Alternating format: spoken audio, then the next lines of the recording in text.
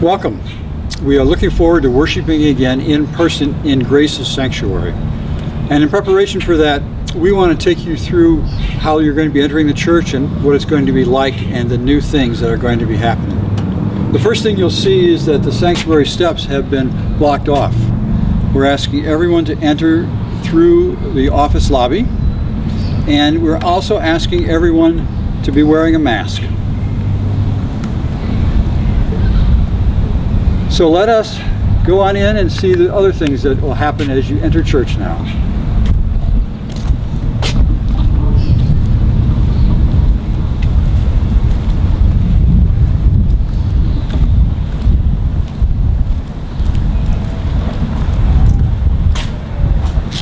You'll notice that we have the doors open, and that's in order that no one will have to touch the handle. You'll be able to come directly into the church.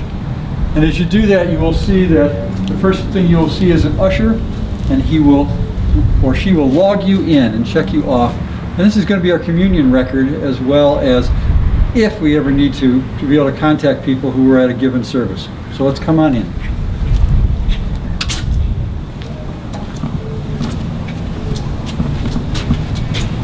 And the usher has sheets that are going to go through the membership by your last name and just be able to check you off for the weeks that you are there. If by any chance we have any visitors, we have a separate spot for them to come and register in, and it will be more information that we need with their name and contact information. And if you'll notice, what we're doing is there will be a set of pencils that are clean for people to sign in with, and then they can put the used pencils on the other side too. Again, one way for us to try to minimize any possible transmission, because it is those contact surfaces where people can pick up this disease. The usher may also help you find your seat in the sanctuary. Now when you come in, we're going to ask you to just log in, check in with the usher, and then immediately come on up to the sanctuary.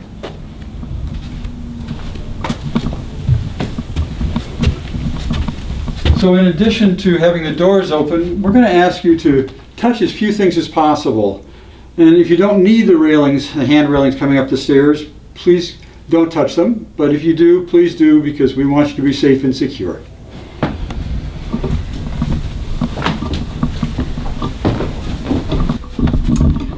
So as you come into the sanctuary now, the first thing you will see is another usher right here. And they will remind you to pick up a communion wafer. They are going to be in envelopes that you can grab, and it will be a packet of 1, 2, 3, or 4. And what we're doing is leaving the flap up so that you can very carefully just grab the flap as you come in and take it with you to your seat. There will also be the offering plate right here, and you can go ahead and put your offering right into the plate as you come on in. The sanctuary has been set up for physically distanced seating, and there are marks on the pews with yellow tape for where people to sit. We have a lot of households of 1 or 2, and here on the main floor of the sanctuary we have 4 spots for families, households of 3 or 4 or more. We are also using the balcony, and there is going to be a space up there for a household of 3 and a household of up to 6. But when you do come in, we want you to go to one of the seats that's available to you. And if you would, put your back right on the mark. And that will, when you're seated, give you the appropriate distance so people can go up and down the aisle. The bulletins will already be on the pews as you come in. And this is the only thing that you're going to need for our worship. We've taken everything else out of the pews because we don't want anything to be handled and there's a possibility of having a transmission of the COVID virus. For worship,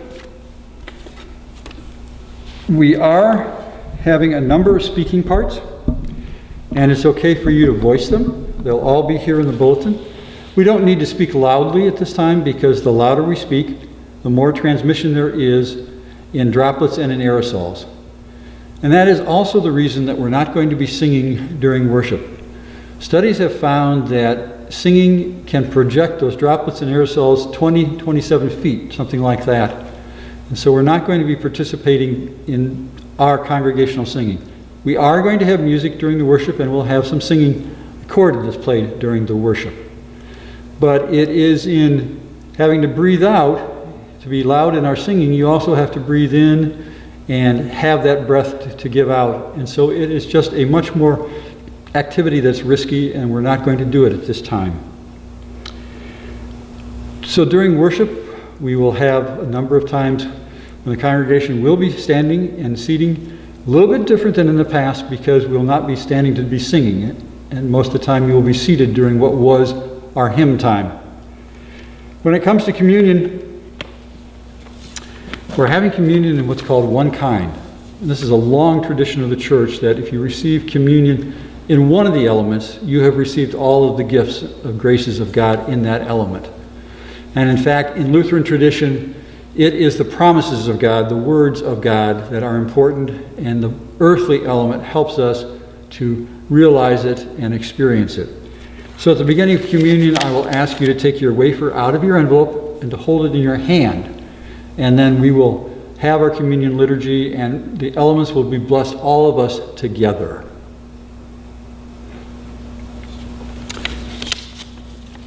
So then at the end of worship, also in exiting, we want there to be the space between the people, the physical distance, the social distance.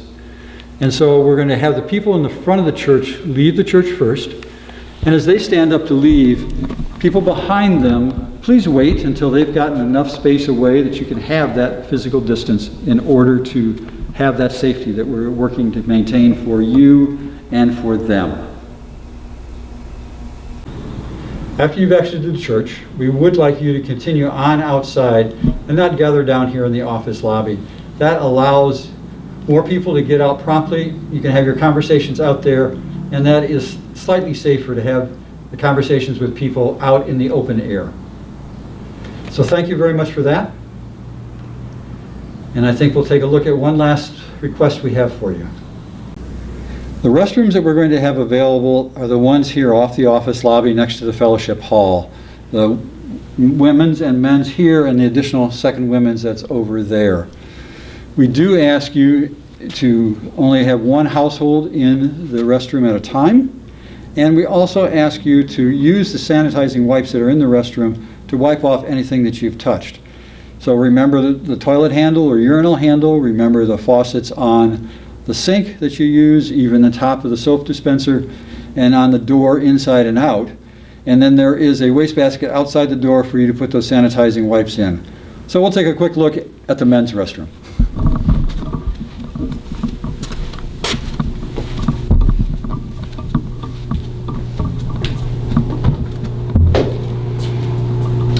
So after you've taken care of things in here and you have washed your hands, please remember your 20 seconds of doing it.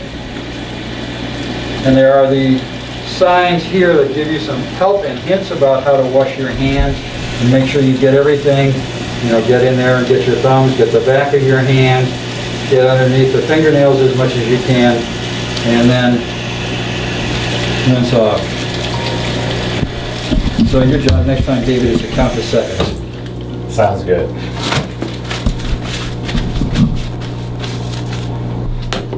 So you can use a wipe right here, and to remember, if you use the toilet there, to get the handle on the sink, to get the top of the soap dispenser, and even knock it off, and then to remember the inside handle and the outside handle, and then you can deposit the sanitizing wipe there. Please leave the bathroom door open so that people will know that the room is available for the next person to use them. Well, thank you very much for joining us for this very brief tour of how worship is going to be and the differences and the things that we need to do to help each other. And that's what really this is about, is that we want to help other people not catch anything as well as not catch anything from them. If you do have any questions, please do call the office. Worship is not going to be for everybody right now. For those who have any health concerns, with those who just are not comfortable yet, it is okay to stay home. It's okay to worship online, and we're going to be continuing to do that.